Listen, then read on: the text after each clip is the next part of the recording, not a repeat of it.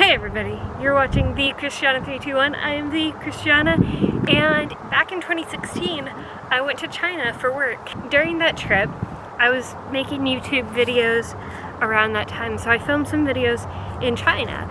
I filmed 3 videos, and then when I got back to the States where I could use social media freely again, the files were corrupted or something, and I was very disappointed because I made 3 videos and they were just gone and I couldn't even view them myself. I don't know what happened, but one of them was taste testing treats that I got in China. Some of them were delicious. But so anyway, I was looking through my past footage on my phone, my Google, whatever, today, trying to do the Taylor Swift trend of where was I on August 29th? You know. I mean, if you know, you know. If you don't worry about it. I was looking at all of my past April 29th or August 29th, whatever it was. Anywho, I saw that these videos were now showing up. And I freaked out. Because at this point, other than I know that I did a taste testing one, I've got zero recollection of these videos. But they somehow got uploaded onto my Google Drive in a non-corrupt fashion. And so I am going to upload them to YouTube now because I'm very excited. However, only 2 of them are showing up because what I think happened was back when they were corrupt, I deleted one of them to make space, and they were like corrupt, so I couldn't do anything with them anyway. I'm saying corrupt. I don't remember what my phone said. It was in 2016. That was a long time ago. But anyway, the one that got deleted was the taste testing one, which was my favorite one. It was a trend at the time to do like taste testing of other like countries and whatnots. So here's the first video. It is not a taste testing one. I don't think it even really has anything to do with China, other than I was sitting in my hotel room in China when I filmed it. Here you go. Like, comment, subscribe. I have not actually watched these videos other than to get an idea of what they were about. Like, I watched the first little intro. So we'll see. There's probably a lot of unwoke bad ideas in there. If I need to do an update afterwards, I will. But otherwise, I'll see you on Thursday for part 2. My camera. I'm on my phone camera because I'm in China and I didn't bring a different camera. How do I? Oh, okay. Hey everybody, you're watching the Christiana321. I am the Christiana, and yes, I am in China, and it's very exciting. By the time you see this, I will not be in China. I wanted to talk to you today about clickbait. That I'm trying to point to the title below, but if you're watching this on a phone, then I'm just like pointing beneath your phone, which hopefully isn't your penis or other genitalia. I don't know who watches this. Anyway, I wanted to talk to you about clickbait. So, here's my thoughts. I wish that I had written down my thoughts in an organized way because I've tried to make this video a few times and I get sidetracked and it gets really long. And you know the spiel. I'd say this a lot. For me, or to me, clickbait is content creators wanting the content consumers to consume the content. And I feel like a big reason for this is view counts on websites or videos are how a lot of the content creators make their money. And I'm saying content because I'm thinking both video and written, but website internet content, whether it's videos or articles. Those are the two things that I'm focusing on in my head, but I'm trying to make it broader so that it could apply to your life.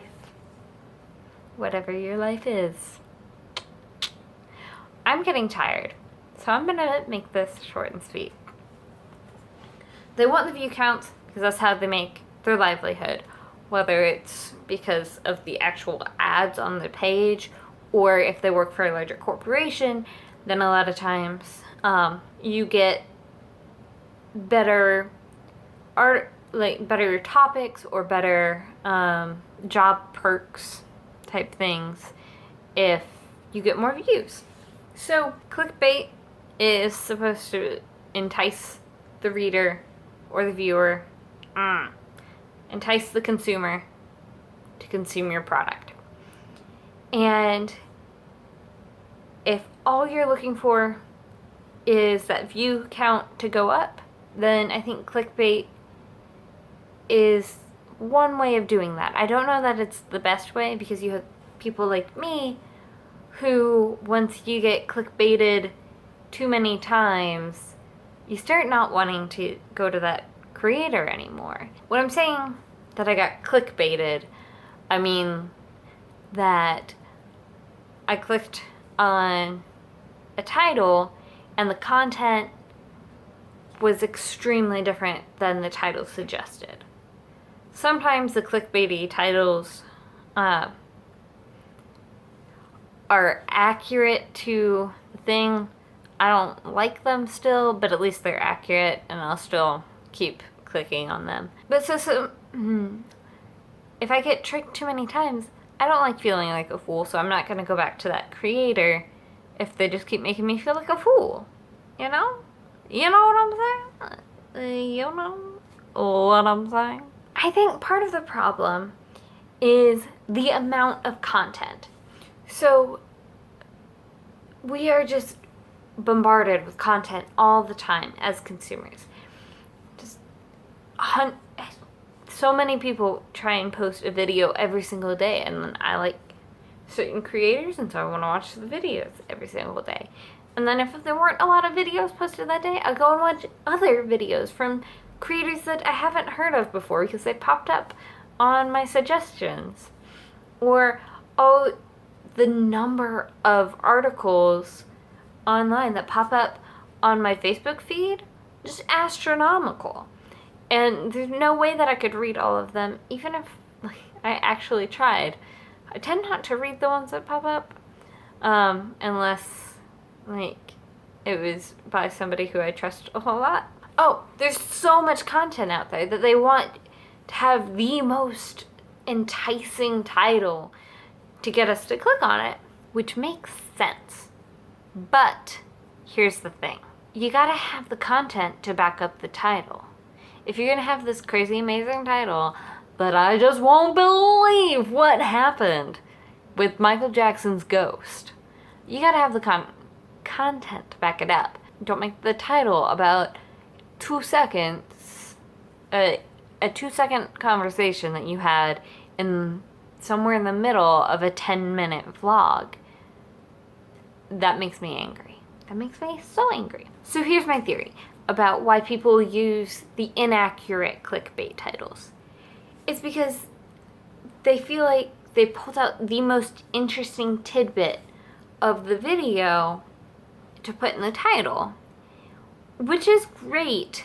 I mean, that makes sense to do, but it's not accurate to the overall content. I'd like to know what I'm clicking on. But if they think the most interesting part of a 10-minute video is a 2-second conversation that they had with their dog, for instance, I really don't have anything in particular that's based off of. Anyway, so if the most interesting part of a 10-minute vlog is a 2-second conversation you had with a dog that you saw on the street, then what does that say about the vlog? If that's the most interesting part, then why is it 10 minutes long?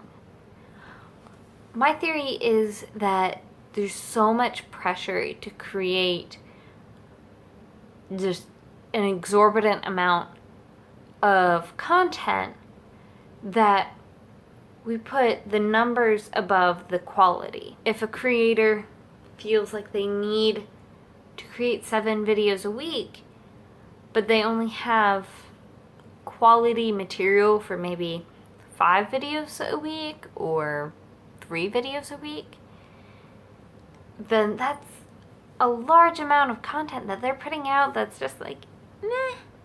Or that they think is like, meh. Boring vlogs or boring videos. For what purpose? To get the views. To get the views so that you can put bread on the table. I get that. But if you put out that much uneventful content every week, you're gonna lose viewers. You might keep them as subscribers, but they're gonna stop clicking on your content if it's not interesting. So instead of putting up clickbaity titles, maybe skip that video that week. Or maybe create a schedule for yourself that is less taxing. I mean, doing it once or twice I don't think is a big deal, but if it's every week that only half your videos you're proud of or you think are actually interesting, then it's not, I feel like, I wish that I could do a study on this. But so much of it would be subjective. It would be very difficult. Your view count would stay up or get higher, easier, or faster if you posted quality content instead of posting videos that you don't think are interesting. Or if you don't have an interesting day, do something else. I know that's hard to tell daily vloggers because they want to have the psychology of daily vlogs is a whole nother thing. I'm not going to get into it right now. I like daily vlogs. I think that they're cool and interesting and I love watching them. But the ones that have the clickbait, the dishonest clickbait titles, I try not to watch. I watched Joshua D TV, even though every single one of his titles is clickbaity, because I feel like he's doing it on purpose. Like he's doing it more as satire than actually trying to make clickbaity titles. And I could be wrong. He's not my favorite person. Just make honest, like you can make interesting videos and or honest titles. Like if you're gonna have a boring video, just tell me what the main points, or like just an honest point about it. You worked all day in front of your computer, just say workaholic. Probably don't say that. Okay.